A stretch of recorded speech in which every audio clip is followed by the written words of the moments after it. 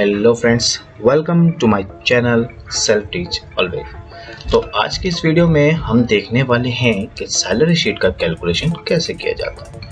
तो अगर आपको ये वीडियो देखना है तो फटाफट वीडियो को लाइक करें, चैनल को सब्सक्राइब करें और वीडियो को अंत तक ज़रूर देखिएगा। तो चलिए स्टार्ट करते हैं। तो ये कुछ डेटा है मेरे पास जिसमें कुछ नेम्स हैं, उनके सैलरीज दी गई हैं और उसी बेस पे हमको उनके HRA, DA, MA, gross, PF और नेट सैलरी का पता लगाना है।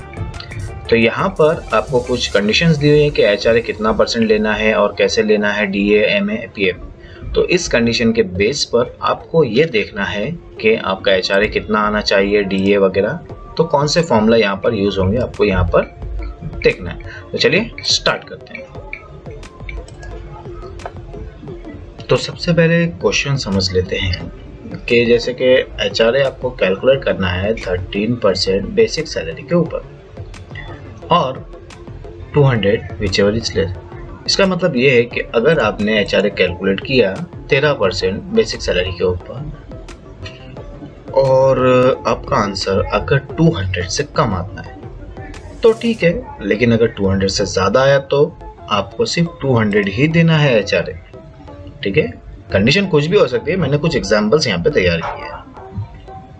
तो देखते हैं उसको कैसे आपको फॉर्मूले में यूज करना है। इक्वल टू मिनिमम ब्रैकेट ऊपर, यानी कि आपको मेन का फॉर्मूला लगाना है और बेसिक सैलरी के ऊपर इनटू 13%, ठीक है, कॉमा, या तो मिनिमम में बेसिक के ऊपर 13% रहेगा, कॉमा के बाद आप लिख देंगे 200 ब्रैकेट क्लोज।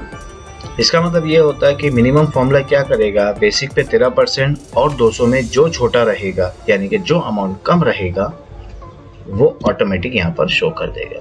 अभी देखिए, जाहिर सी बात है, यहाँ पर 2300 पे अगर 13% मैं आपको यहाँ साइड में चार्ज करके दिखाऊं तो कितना आता है, 299 आता है। तो 299 और 200 में जो छोटा था मिनिमम के फंक्शन ने वो यहाँ पर शो कर दिया। आई होप समझ गए हो गया।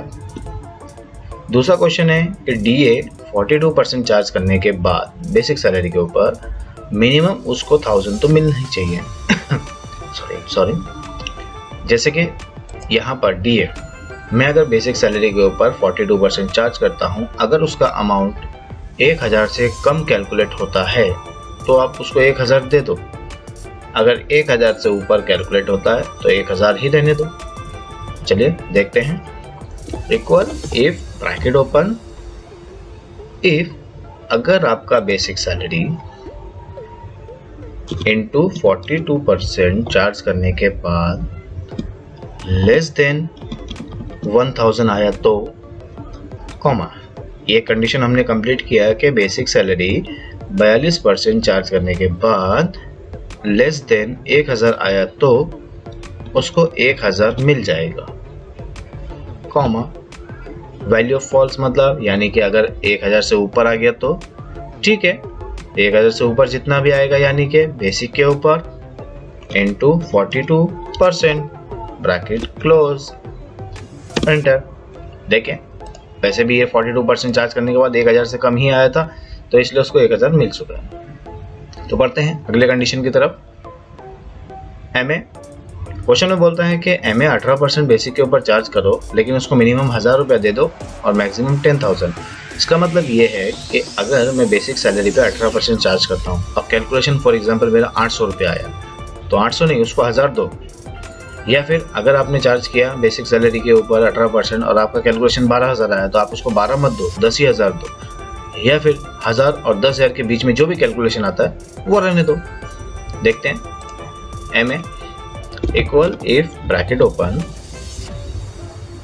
बेसिक सैलरी के ऊपर इनटू 18% चार्ज करने के बाद लेस देन अगर 1000 आया तो, कॉमा, उसको 1000 रुपया मिल जाएगा, कॉमा, फिर से इफ लेंगे, ब्रैकेट ओपन करेंगे, अगर उसी बेसिक के ऊपर इनटू 18% चार्ज करने के बाद ग्रेटर देन 10,000 आया तो, कॉमा, उसको 10,000 ही मिलेगा, अगर ये दोनों में से कुछ भी नहीं हुआ, यानी कि 1000 भी नहीं मिल रहा है, 10,000 भी नहीं मिल रहा है, तो उसी बेसिक के ऊपर इंटू 18% ही रहने दो। 2 बार ब्रैकेट क्लोज करेंगे क्योंकि हमने 2 बार इफ का फॉर्मूला यूज किया है, एंटर। अभी मैं आपको वैल्यू में चेंजेस करके दिखाता हूँ। एग्जाम्पल, इसका सैलरी 100 रुपये रखते हैं, एग्जाम्पल, सॉरी 1000 रुपये रखते हैं। तो 1000 रुपये पे अगर मैं 18% चार्ज करूंगा तो क्या 1000 से ज़्यादा आएगा? नहीं आएगा, बराबर ना। 1000 पे 180 रुपये कैलकुलेट होगा, बट क्वेश्चन क्या बोलता है कि 18% चार्ज करो और मिनिमम उसको 1000 रुपये दो, यानी कि 1000 से कम कैलकुलेट होता तो 1000 ही रहने दो। अभी यहाँ पर सैलरी देखिए, मैंने बढ़ा दिया है सैलरी 15 लाख। तो जाहिर सी बात है, अगर 15 लाख पे 18% में चार्ज करूंगा तो कुछ ज़्यादा ही आएगा, 10,000 से ऊपर ही अमाउंट आने वाला है। बट उसने क्या बोला है, मैक्सिमम 10,000 ही देना है, मतलब 10,000 से ऊपर कैलकुलेट होता है तो आप 10,000 से ऊपर मत दो, उसको 10,000 दो। उसके बाद में 10,000 अगर उसका सैलरी है, यानी कि 1 और 10 के बीच में कैलकुलेट होता है तो रहने दो, यानी कि 1000 से ज़्यादा और 10,000 से कम है तो जो भी है वो रहने दो। समझ में आया? तो आई होप समझ गए होंगे आप लोग बहुत होशियार हैं। चलिए अभी बढ़ते हैं ग्रॉस के ऊपर। ग्रॉस में ज़्यादा कुछ नहीं है, आपको क्या करना है, बेसिक से लेके एमए तक का टोटल करना है। तो टोटल करने के लिए कौन सा फॉर्मूला है ज़रा बताइए।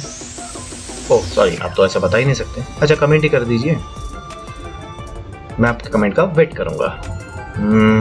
चलो ठीक है, फिलहाल मैं बता देता हूँ, आप कमेंट करके रखना। Equal to sum bracket open, basic salary से लेके एमए तक सिलेक्ट करेंगे, ब्रैकेट क्लोज, एंटर। यानी कि टोटल सैलरी इतना हो चुका है। पीएफ के लिए कंडीशन बोला है कि पीएफ आपको 8.33% चार्ज करना है। एक्चुअली 8.33 नहीं, 12% होता है। हमने एग्जांपल लिया है, आप कंडीशन कुछ भी चेंज कर सकते हो।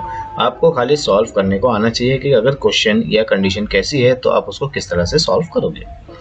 पीएफ 8.33% कैलकुलेट करना है बेसिक सैलरी के ऊपर। अगर बेसिक सैलरी 2,300 से ज़्यादा है तो यहाँ तो 10,000 है, यानी कि पीएफ कैलकुलेट होगा। देखते हैं, equal if bracket open basic salary greater than 2,300 होगी तो, कॉमा, उसी बेसिक सैलरी के ऊपर इंटू 8.33% चार्ज होगा, comma, otherwise 0, bracket close, enter.